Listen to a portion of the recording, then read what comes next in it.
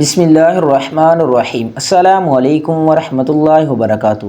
ناظرین، ہم امید کرتے ہیں آپ سب خیر و عافیت سے ہوں گے۔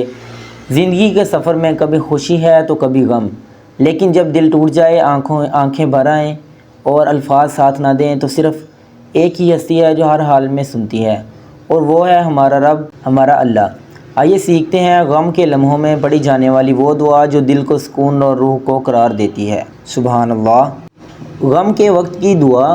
رسول اللہ صلی اللہ علیہ وآلہ وسلم نے ارشاد فرمایا، حضرت یونس علیہ السلام کی دعا جو انہوں نے مچھلی کے پیٹ میں رہنے کے دوران کی تھی وہ یہ تھی، بسم اللہ الرحمن الرحیم، لا الہ الا انت سبحانک انی کنت من الظالمین۔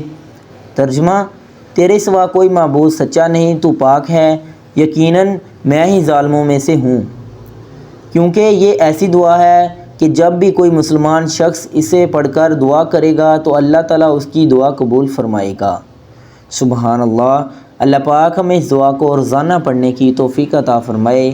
غم کتنا ہی بڑا کیوں نہ ہو، اللہ کی رحمت اس سے کہیں زیادہ وسیع ہے۔ بس رب سے مانگتے رہو، اس سے دلوں کا چین ہے اور وہی دلوں کے زخموں کا مرہم ہے۔ اگر یہ دعا آپ کے دل کو لگی ہو تو اسے دوسروں تک بھی پہنچائیں، شاید کسی کا ٹوٹا ہوا دل اس سے جڑ جائے۔ جزاک اللہ خیرا، احسن الجزا۔